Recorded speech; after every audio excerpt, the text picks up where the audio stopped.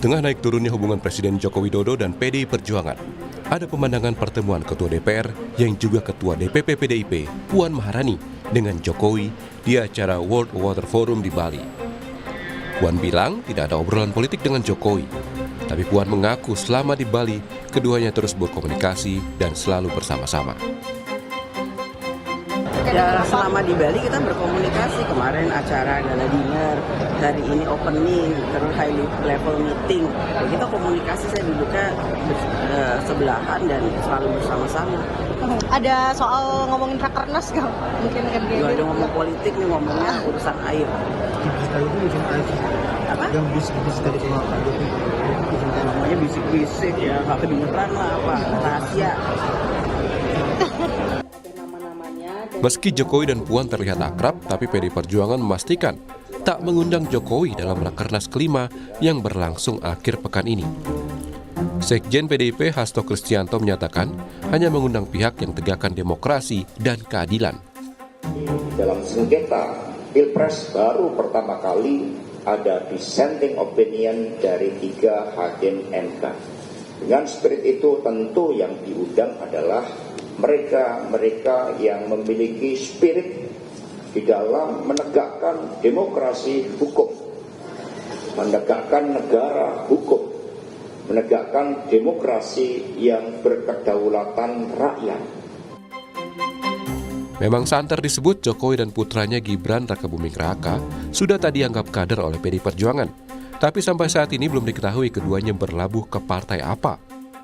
Beda halnya dengan wali kota Medan yang juga menantu Jokowi, Bobi Nasution, yang sudah menjadi kader Partai Gerindra.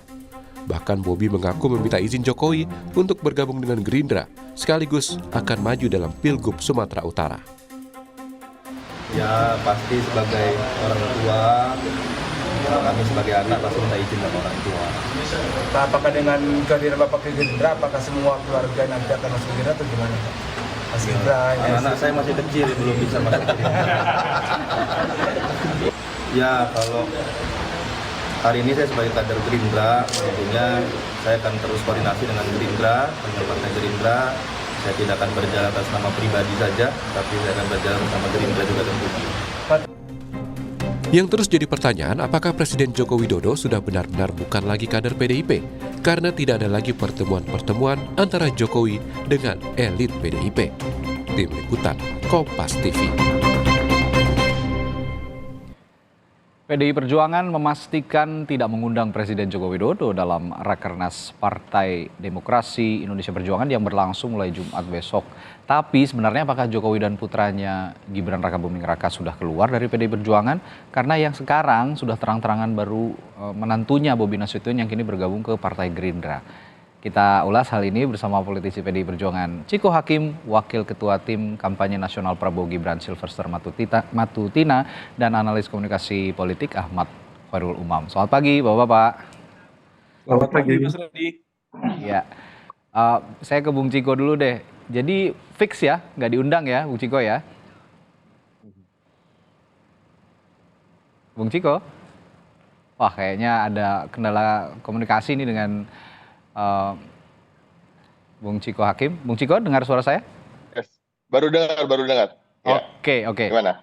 Jadi benar ini udah fix ya, nggak diundang Pak Jokowi ini ya? Iya, sepertinya memang begitu. Dan saya rasa gini loh, ini bukan hal yang harus dibesar-besarkan dalam beberapa pemerintahan di era reformasi. Banyak sekali kegiatan-kegiatan partai politik yang tidak mengundang presiden yang sedang menjabat gitu. Saya ingat bahkan Partai Amanat Nasional ketika itu juga tidak mengundang Pak Susilo Bambang Yudhoyono misalnya ya. PKS juga beberapa kali mengadakan acara tidak mengundang presiden yang sedang menjabat gitu. Jadi ini rasa-rasanya hanya sebuah topik yang ingin dipanjang-panjangin aja sudah hampir setahun gitu. Dan pertanyaannya itu aja gitu. Jadi saya rasa let's move on bahwa memang ada hubungan yang cukup bermasalah di antara PDI Perjuangan dan Presiden Joko Widodo, dan saya rasa ya udah anggap aja itu suatu hal yang biasa dalam dinamika politik, dinamika hubungan-hubungan antar tokoh-tokoh politik di negeri ini, dan let's move on pada hal-hal yang lebih substantif, karena memang Rakernas kita ini tidak membahas terkait dengan hal-hal yang sifatnya pribadi, tapi membahas hal-hal yang sifatnya kelembagaan, dan semua yang akan dilahirkan dari Rakernas ini punya impact langsung pada kehidupan berbangsa dan negara. Oke, nah ini kalau begitu kita bahas yang lebih substantif. Ini Rakernas PDIP ini membahas juga soal arah partai dalam posisi pemerintahan 5 tahun ke depan. Kita ketahui ya, presiden terpilih dan wakil presiden terpilih Prabowo Gibran nanti akan menjadi orang nomor 1 dan nomor 2 di Indonesia, begitu kira-kira. Nah, posisi ini sejauh ini oleh PDI Perjuangan sendiri akan menempatkan diri di mana? Karena kalau kita melihat juga serba bingung juga, karena PDI Perjuangan sepertinya akan menjadi pejuang tunggal di parlemen. Mungkin nanti ada temannya mungkin dari PKS, tapi kalau misalnya PKS pun agak goyang, sepertinya akan pejuang tunggal. Bagaimana nih Bung Ciko? Itu juga menjadi pertimbangan kami dalam beberapa poin yang akan kita timang-timang untuk menentukan sikap kami gitu. Tentunya lebih dan kurangnya akan kita taruh dalam proporsi-proporsi yang sesuai, sehingga nanti kita bisa menimbang mana yang lebih baik bagi partai politik kami PDI Perjuangan, dan yang lebih penting adalah mana yang lebih baik untuk kelangsungan kehidupan berbangsa dan bernegara dalam sistem demokrasi ini ke depan, dan untuk rakyat dan seluruh Indonesia. Nah, itu yang akan menjadi pertimbangan kami. Tentu kalau kita bicara dari suasana kebatinan mayoritas, kalau tidak bisa dibilang semua kader maupun simpatisan, dari mulai akar rumput, pengurus, dari mulai tingkatan anak ranting sampai elit, memang mayoritas mempunyai suasana batin yang merasa bahwa akan lebih baik kalau PDI Perjuangan berada di luar pemerintahan selama kepemimpinan presiden yang berikutnya. Okay. Namun itu tadi kita juga banyak pertimbangan-pertimbangan lain, dan kita lihat nanti, karena nanti di Rakernas akan dibahas di Komisi Sikap Politik, dan ini akan menjadi suatu hal yang sangat menarik. Ya, oke. Saya ke Bung Silverster dulu deh kalau gitu. Bung Silverster, kalau melihat tadi sikapnya PDI Perjuangan melalui Bang Ciko juga ya, Bung Ciko mengatakan bahwa sudahlah kita move on saja, bahwa saat ini posisi Partai Demokrasi Indonesia Perjuangan memang tidak harmonis lagi dengan Pak Jokowi begitu. Nah, kalau Anda melihat seperti itu juga, atau juga sebenarnya masih bisa diperbaiki komunikasi antara Presiden Jokowi dan PDI Perjuangan ini, terutama dalam mengarungi pemerintahan 5 tahun ke depan? Ya, saya sepakat ya, karena memang mengetahui suasana kebatinan itu memang teman-teman PDIP tentunya. Oke. Dan tadi sudah disimpulkan bahwa pemilu sudah selesai, tapi memang untuk move on memang susah, tapi kalau punya tekad yang baik, saya pikir sangat bagus ya. Dan mengenai hubungan Pak Jokowi dengan PDIP, dengan Bu Mega, saya pikir memang susah untuk diperbaiki ya, karena semenjak pencalonan Pak Ganjar dengan Pak Mahfud dan akhirnya Mas Gibran masuk ke gelanggang, saya pikir itu sudah selesai. Oke. Dan juga bagaimana kita lihat tekad Bu Mega ya, waktu itu akan mengalahkan Prabowo Gibran dalam satu putaran. Ternyata hasil akhirnya Mahfud dan Pak Ganjar hanya mendapat urutan buncit, hanya mendapat 16%. Dan ini pukulan yang cukup telak ya untuk teman-teman di PDI Perjuangan dan Ibu Mega, karena itu tekad mereka nggak kesampaian gitu loh. Okay. Jadi saya pikir ini udah selesai, apalagi kita tahu bagaimana Bu Mega dalam perjalanan politiknya, bagaimana beliau dengan Gus Dur. Ya. Ini juga kita harus ingat, termasuk beliau dengan Pak SBY ya, itu susah sekali diperbaiki. Jadi kami berkesimpulan bahwa dengan Pak Jokowi pun kalau ini sih sudah selesai. Okay. Tapi kita harus mempunyai sikap politik yang lebih dewasa ya untuk bangsa dan negara ini. Jadi itulah yang menurut kami, hemat kami, susah diperbaiki. Okay. Dengan tampilnya kemarin Mbak Puan pun menurut kami tidak akan berpengaruh apa-apa ya. Hanya menunjukkan kedewasaan berpolitik antara Mbak Puan dan Pak Jokowi.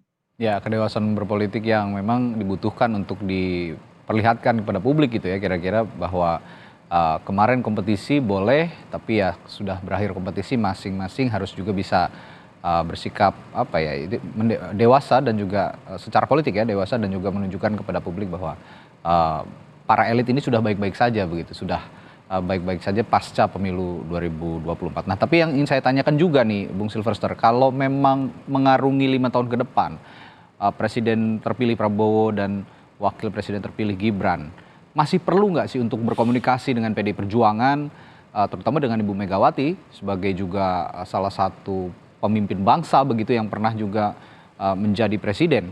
Menurut Anda masih perlu berkomunikasi kah ke depan? Perlu sekali kalau komunikasi dan kedewasaan politik itu. Ya. Ya. Sikap Bu Mega ini sudah ditunjukkan berapa kali gitu loh.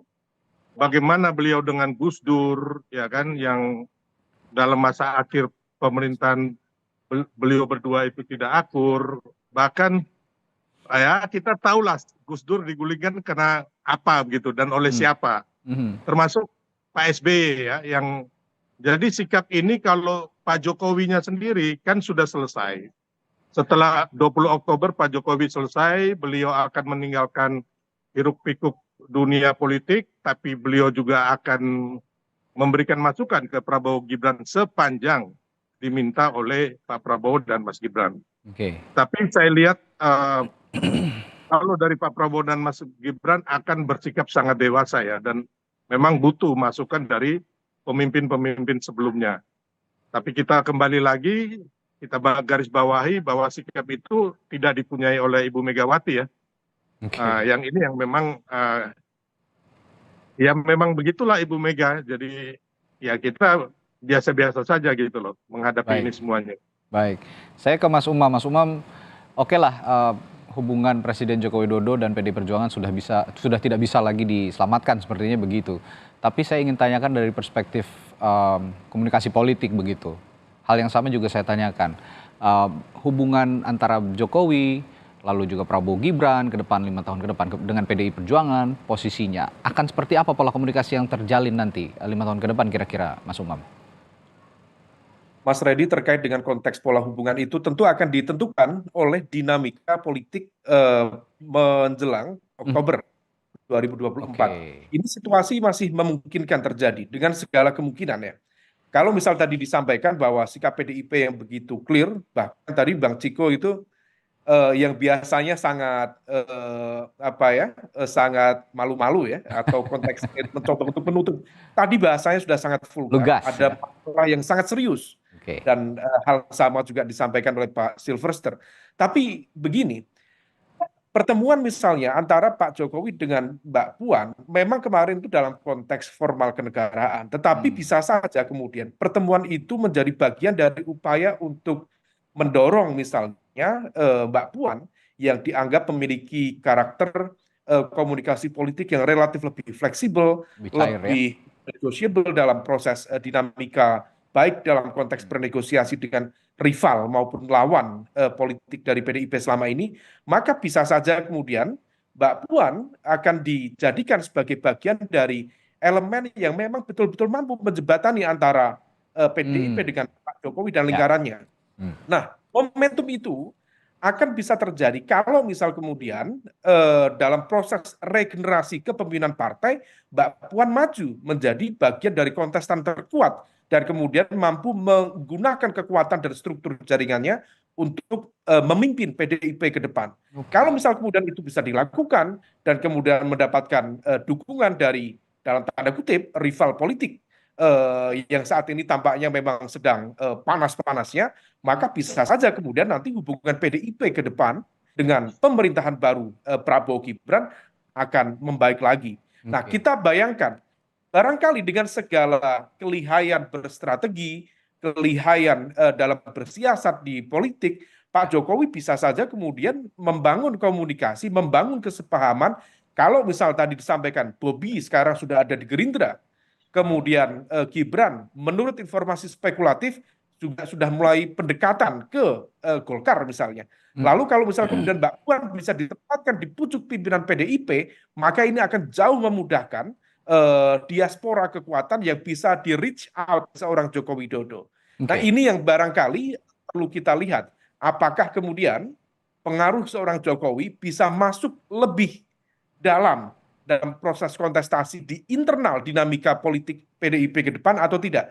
Kalau misal ternyata masih memungkinkan untuk dilakukan, maka potensi balik badan atau negosiasi dan kompromi antara PDIP dengan pemerintahan baru masih amat sangat terbuka. Mas Reddy.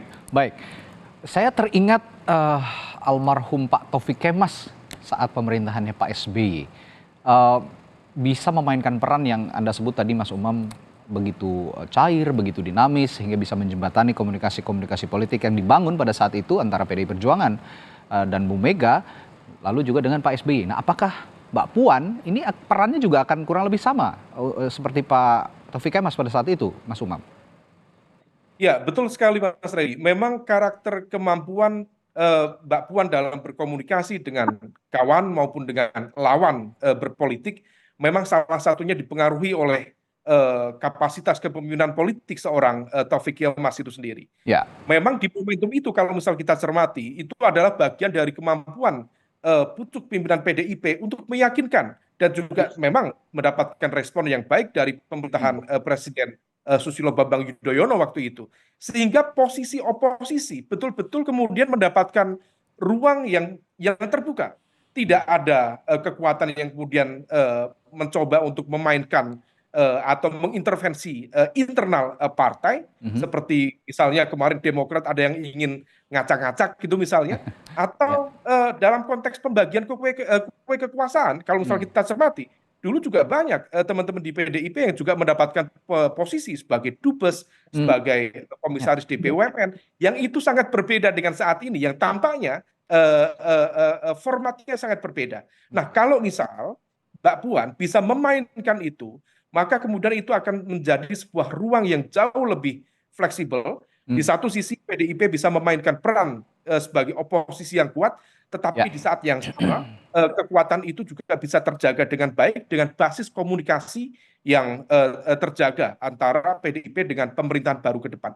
Tetapi kalau misal ternyata arahnya berbeda, maka bukan saja memainkan oposisi konstruktif, tetapi bisa saja kemudian menjadi bagian dari pemerintahan baru, sebagaimana PDIP dulu membukakan ruang, membukakan pintu selebar-lebarnya bagi Prabowo untuk masuk di pemerintahan Jokowi pasca pemilu 2019 yang lalu, Mas Reddy. Ya, oposisi yang konstruktif dan tentunya ini akan melihat konsolidasi partai yang juga terdelegasikan dengan baik kepada sosok Puan Maharani, begitu kira-kira ya 5 tahun ke depan. Saya kembali ke Bung Ciko. Bung Ciko, oke lah sekarang ya hubungan Pak Jokowi dengan Ibu Mega sepertinya sudah sulit untuk diperbaiki dan juga PDIP juga agak sulit juga untuk diperbaiki dengan Pak Jokowi. Tapi ada sosok Prabowo Subianto yang sepertinya sejauh ini juga tidak punya masalah dengan Ibu Mega dan PDI Perjuangan. Bagaimana Anda melihat hubungan PDI Perjuangan dan juga Ibu Mega khususnya untuk Pak Prabowo, sosok Pak Prabowo sendiri, Bung Ciko? Jadi saya ingin mengomentari sedikit sahabat saya Bung Silver yang sering bersama-sama dulu.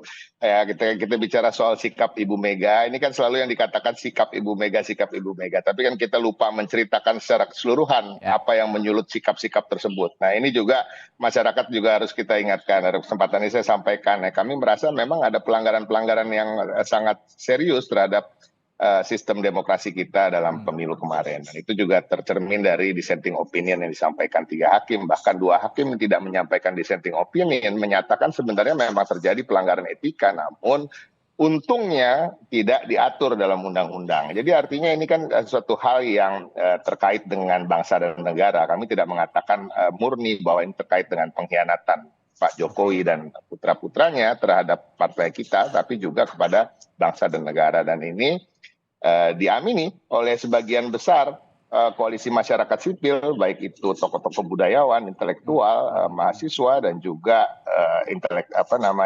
dosen-dosen maupun guru-guru besar. Nah, udah kita let's stop there terkait itu, karena ini sama sekali tidak membicarakan tentang kepentingan bangsa ke depan. Tapi saya juga ingin menyampaikan sikap-sikapnya PDI Perjuangan tadi yang dibahas terkait dengan luasnya Mbak Puan, luasnya Pak Taufik Kemas, ya kan, begitu rigidnya Ibu Mega dan lain-lain, ini sesungguhnya adalah suatu strategi dalam berbagi peran. Dan ini strategi yang selama ini kita anggap sukses bagi PDI Perjuangan. Karena apa? Karena terbukti kita hat-trick memenangi pemilu legislatif dan tidak ada partai politik yang berhasil melakukan hal tersebut. Nah, itu yang kita ingin sampaikan juga, bahwa memang di PDI Perjuangan sebagai organisasi yang besar, kalau tidak bisa dibilang paling besar di antara partai politik yang ada, kita memiliki banyak karakter-karakter yang menarik di dalamnya, dan juga mempunyai keahlian-keahlian dalam bidangnya masing-masing. Dalam bidang lobby, ada yang agitasi, juga ada yang ideolog gitu. Jadi pada prinsipnya itu semua tercemin dari kinerja kita di parlemen. Jadi kalau kita bicara ini kan yang dikasih lihat selalu yang di permukaan. Tapi kita lupa ketika di parlemen kerjasama antar partai politik, kerjasama antar fraksi dalam menyetujui RUU, ya kan, menyetujui undang-undang dan lain-lain, itu berjalan begitu smooth, dan harus diingat memang dalam kepemimpinan Ibu Puan Maharani. Jadi yang juga bagian dari PD Perjuangan.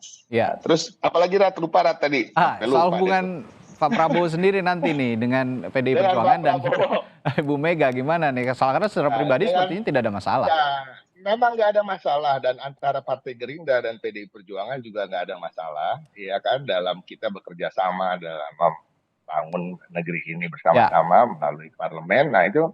Dan tidak ada juga yang menghalang-halangi bila ada yang ingin mengatur pertemuan antara Pak Prabowo dengan Ibu Megawati Soekarno Putri. Namun memang mungkin bagi kami fokus-fokus yang kita jalani ke depan ini belum sampai ke soal pemerintahan yang akan datang. Kita lagi fokus mempersiapkan untuk Pilkada 2024. Kita lagi fokus untuk Rakernas ini mempersiapkan juga hal-hal yang terkait program-program kerakyatan kita, mengevaluasi hasil Pilpres dan kinerja daripada kader-kader kami di Pilpres dan Pileg yang lalu. Tapi juga itu salah satunya akan ada yang kita sebut tadi terkait dengan penentuan sikap politik kami ke depan. Jadi sabar-sabar aja. Kita masih menunggu. PDI Perjuangan sedang menikmati posisinya sebagai pemenang Pileg, gitu kan, yang ditunggu-tunggu sikapnya baik oleh Koalisi Indonesia Maju atau oleh rakyat Indonesia secara keseluruhan. Sabar, kami akan menentukan sikap pastinya, dan apapun sikap yang kami tentukan, berada di dalam maupun di luar pemerintahan, semuanya untuk bangsa dan negara. Oke, saya juga tertarik dengan tema Rakernas PDIP kali ini, Satyam Eva Jayate atau kebenaran pasti menang. Nah, ini apa yang bisa Anda jelaskan soal tema besar Rakernas kali ini? Suatu hal kebenaran pasti menang itu kan memang suatu hal yang sifatnya tidak bisa dipungkiri, ya. Cepat atau lambat kebenaran pasti menang. Cepat atau lambat yang akan terkuak adalah kebenaran dan kejujuran, gitu ya. Orang bisa berbohong sepanjang tahun, sepanjang dekade, tetapi pada saatnya nanti dia akan terkejar dengan kebenaran, gitu. Orang bisa berkhianat sepanjang sekian lama, tapi dia akan terkejar juga dengan perbuatan-perbuatannya, dan pada akhirnya juga akan jatuh karena perbuatannya. Ini kan suatu hal yang sebenarnya hukum alam, atau kalau kita orang Muslim mengatakan sunatullah, ya. Jadi ini suatu yang memang kita selalu camkan di partai kami. Kami kebetulan diingatkan oleh Mas Nanan terkait dengan semboyan ini, gitu ya. Dan ini akan menjadi ruh dari perjuangan partai kami dan kader-kader kami dari mulai tingkatan paling bawah sampai tertinggi, apalagi untuk menyikapi pilkada serentak di 545 kabupaten kota dan provinsi, dan juga terkait dengan program-program yang akan kami hasilkan untuk rakyat ke depan. Jadi intinya sesuatu hal yang mulia lah, apa yang menjadi spirit dari perjuangan kami. Baik, saya nanti setelah jeda akan bertanya ke Bung Silverster juga. Tadi Bung Ciko mengatakan bahwa sikap PDIP ini sepertinya juga ditunggu oleh Koalisi Indonesia Maju. Apakah benar demikian? Tetaplah bersama kami, akan kami tanyakan ke Pak Silverster nanti setelah jeda di Sapa Indonesia Pagi. Ya, sikap PDI Perjuangan yang tadi dikatakan oleh seorang Ciko Hakim katanya masih misterius sampai saat ini, masih ditunggu-tunggu oleh banyak pihak. Apakah juga ditunggu oleh Koalisi Indonesia Maju? Saya akan tanyakan juga ke Bung Silverster.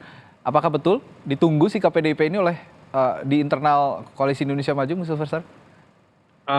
Sebenarnya biasa saja ya, karena Oh, kita biasa juga saja.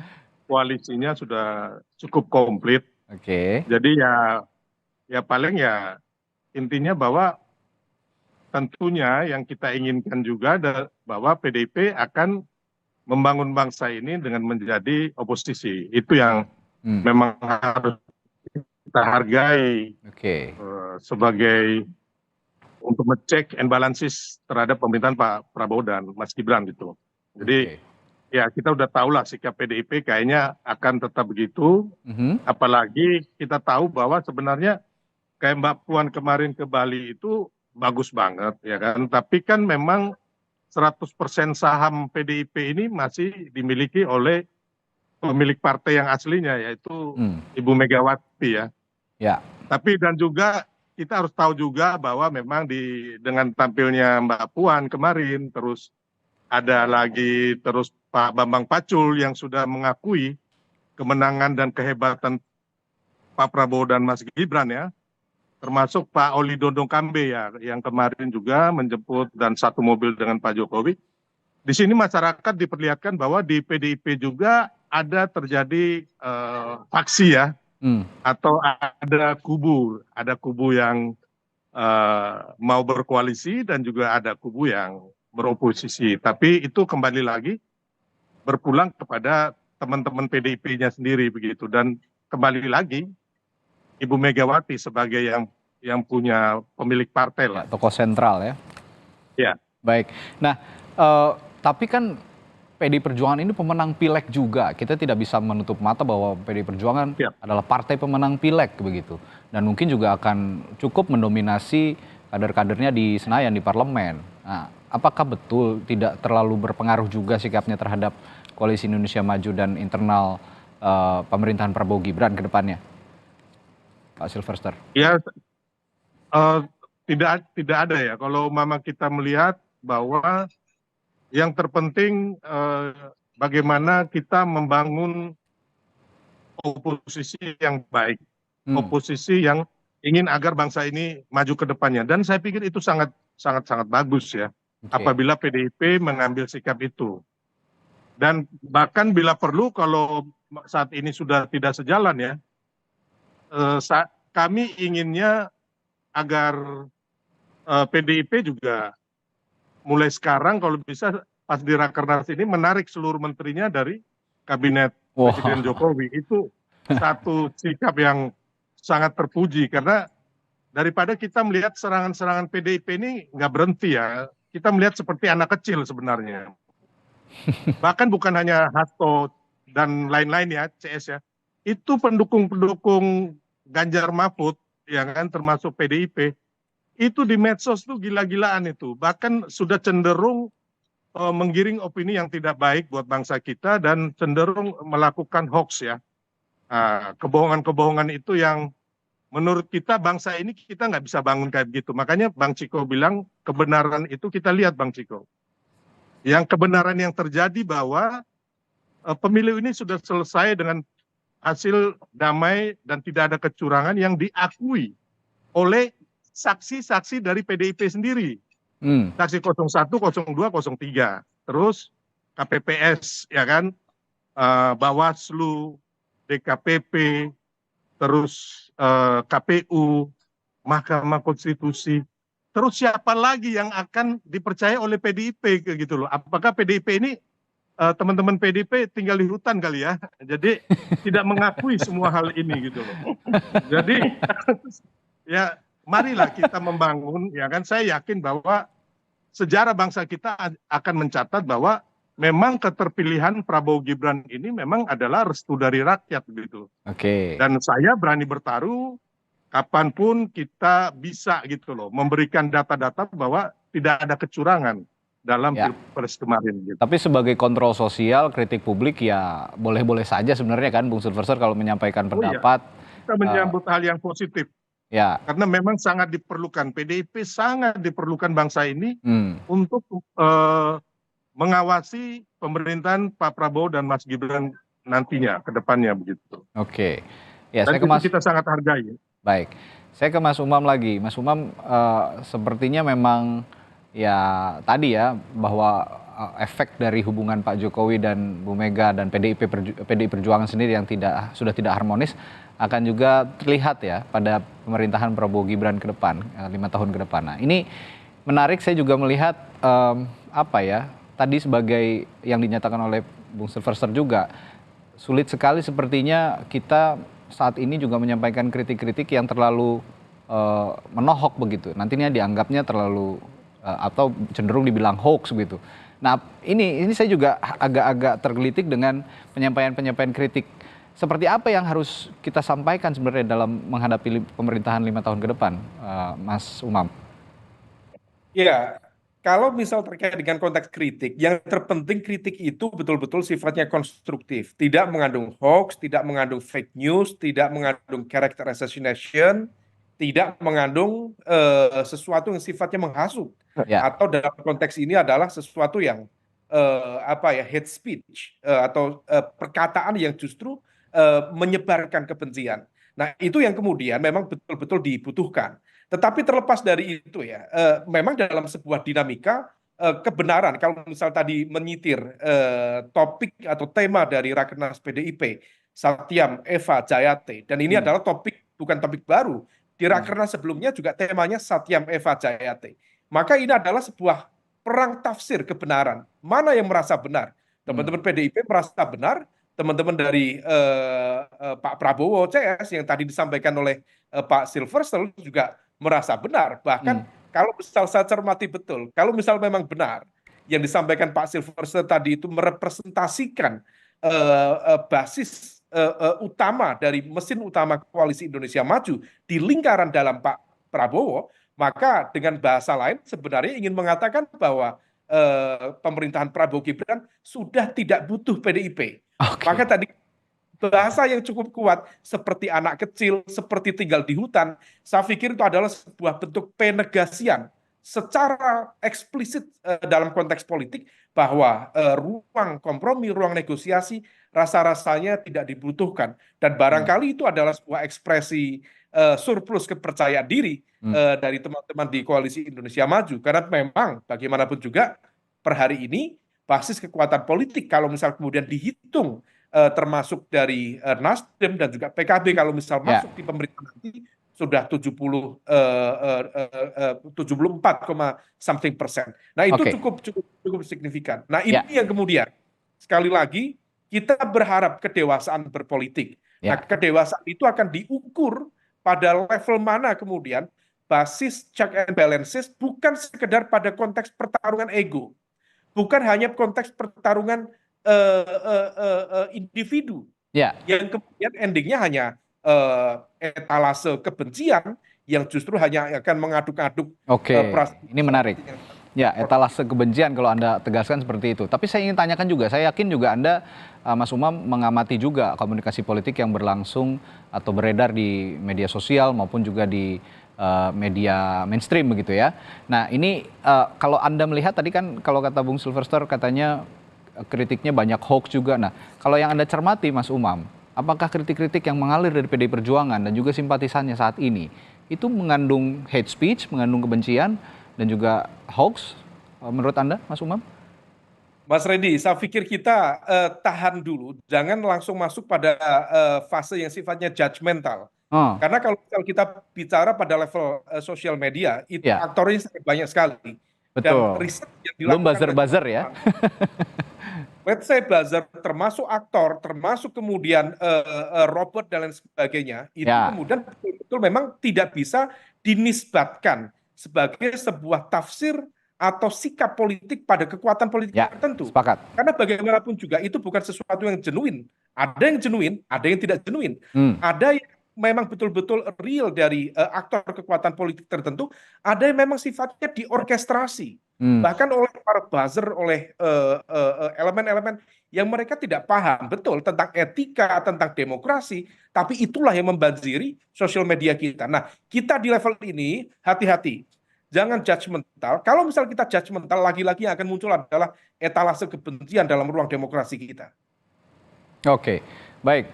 Bung Ciko ada respons tadi dari pernyataannya Bung Silverster? Kalau soal menarik menteri, saya rasa mendingan yang lain aja, karena dalam 2 periode ini ya kan PDI Perjuangan lah yang memperjuangkan Pak Jokowi untuk menjadi Dan presiden yang sisa paling keras. pemerintahan gitu juga ya. tidak akan lama lagi begitu ya. Kalau Kira-kira. gitu, yang lain aja yang mundur gitu. Kalau kita, ya. Tapi kan ini intinya ini kan cuma apa namanya, kita kan saling kasih jab-jab aja nih, Silver ke saya ke Silver ya kan. Tapi pada prinsipnya itu tadi, bahwa untuk pemerintahan ke depan sikap politik kami, apapun yang menjadi keputusan kami, tentunya kita berbasis pada kepentingan rakyat. Nah, salah satunya saya setuju dengan Bang Silver tadi, mengatakan bahwa dalam demokrasi ini penting ada checks and balances. Nah, tapi jangan-jangan nanti yang berada di luar pemerintahan bisa jadi komunikasinya lebih lancar dengan Pak Prabowo. Karena kita lihat sendiri juga di Koalisi Indonesia Maju ini ada gejolak-gejolak kecil gitu yang terjadi. Misalnya di Sumatera Utara gitu kan, Bobi udah merebut ini menarik ini. di awal-awal Bobi sudah merebut rekomendasi dari Partai Golkar, namun tiba-tiba masuknya Partai Gerindra, kan ini menarik tuh, ya kan? Terus hal-hal terkait dengan Undang-Undang Kementerian Negara gitu sampai harus diajukan RUU. Walaupun PDI Perjuangan setuju dengan berbagai catatan, tetapi tentunya itu kan artinya ingin dalam tanda kutip belum tentu, cuma ingin menambah kursi kementerian yang terkait dengan bagi-bagi kekuasaan. Nah, saya juga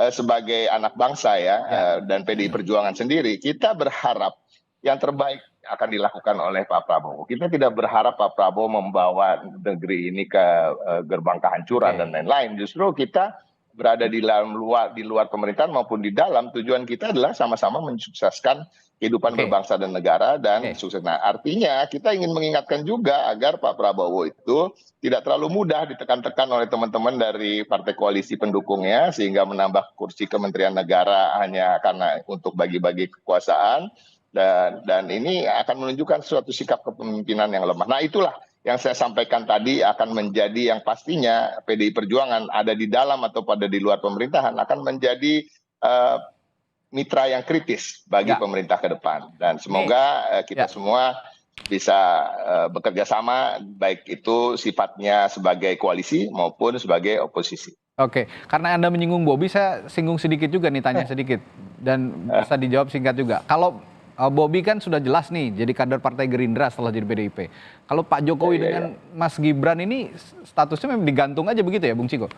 Di PDI Perjuangan. Sebenarnya gini loh, karena kan de facto itu lebih penting daripada de jure, iya kan? Kalau de factonya memang sudah meninggalkan, kami kan bukan kami yang meninggalkan, kami ditinggalkan gitu ya, dan kita juga sudah dalam artian ya udah kita terima ditinggalkan. Jadi kalau kita tidak mengundang misalnya ya kan, ya itu juga harus diterima aja, udah nggak usah dibicarakan terlalu jauh. Ini berbulan-bulan pembicaraan, padahal permasalahan bangsa ini kan harga bahan pokok, pangan, ya kan, dolar yang masih terus naik, ya kan, geopolitik dan lain-lain. Kita harapan kita ke depan, kita berbicara tentang betul-betul kepentingan bangsa, dan kita biarkan Pak Jokowi bekerja sampai akhir masa jabatannya, dan PDI Perjuangan secara profesional di kementeriannya juga bukan mensabotase dari internal, kita betul-betul bekerja, menteri-menteri kita bekerja secara profesional, begitu juga di parlemen. Kita juga tidak mempersulit undang-undang yang diajukan untuk dibahas dan lain-lain. Baik, terakhir juga ke Bung Silverster. Anda kan juga sebagai Ketua Umum Solidaritas Merah Putih ya, yang juga relawan Jokowi. Nah, dari komunikasi yang terbangun selama ini dengan Anda, ke partai apa sih Pak Jokowi dan Gibran akan berlabuh nanti? Ya, kalau terakhir ya, saya bertemu Pak Presiden berdua. Beliau rencananya hanya akan pulang ke Solo untuk ngomong cucu. Jadi beliau tidak akan berpartai. Saya berpartai begitu ya? Ya, itu yang sangat bagus. Mengenai Mas Gibran sendiri, hanya memang ada isu-isu mau ke Partai Golkar, Partai PAN dan sebagainya. Sampai saat ini pun belum ya. Oke. Baik. Nah, terakhir Mas Umam, Anda percaya bahwa Pak Jokowi dan Mas Gibran tidak akan berpartai selama 5 tahun ke depan nanti? Mas Reddy, itu adalah sebuah situasi yang too good to be true. Terlalu rasa-rasanya, kalau misal kita mencermati apa yang terjadi, dinamika pasca kekuasaan itu jangan dianggap sebagai sebuah dinamika yang biasa. Tetap sama, seorang mantan penguasa, dia membutuhkan backup kekuatan politik yang cukup memadai. Karena kalau misal tidak, dia akan dihajar oleh berbagai kekuatan-kekuatan politik lain. Itulah yang kemudian bisa kita pahami mengapa misalnya barangkali ini bagian dari strategi Pak Jokowi menciptakan diaspora kekuatan politik dari lingkaran di sekitarnya, termasuk inti keluarganya ke sejumlah partai-partai secara tersebar merata. Bobi sekarang ada di Gerindra, kemudian Gibran kalau misal memang betul akan ada ke Golkar, kemudian nanti kalau misal di PDIP masih memungkinkan untuk diajak negosiasi Bang Ciko wala ahli wasabi ajmain ini dan teman-temannya ya, maka bisa saja kemudian itu bagian dari sebuah perisai untuk membentengi, melindungi terutama pasca turun dari kekuasaan. Jika seorang mantan pemimpin dalam sebuah pertarungan politik tidak diperkuat, tidak dilindungi dengan kekuatan politik yang memadai, maka dia akan dihajar oleh berbagai aktor-aktor politik, terutama mereka yang merasa pernah menjadi korban dalam pertarungan politik sebelumnya. Baik, menarik sekali kita nantikan langkah politik selanjutnya juga dari. Bang Umam, ya, silakan. Saya luruskan sedikit ya. Singkat saja, Pak Jokowi tidak punya peninggalan tersangkut masalah korupsi dan juga tekanan politik apapun. Jadi kita ingat Pak Habibie ya. Beliau akhirnya lengser ke Prabon sebagai negarawan, sebagai rakyat biasa. Dan itu yang akan dilakukan oleh Pak Jokowi. Jadi selama ini isu bahwa Pak Jokowi itu nanti akan bergantung kepada Pak Prabowo dan partai-partai lainnya, menurut saya itu opini yang hanya digiring aja untuk membunuh karakter Pak Jokowi. Tapi intinya beliau adalah negarawan yang dicintai rakyat Indonesia dan diakui dunia.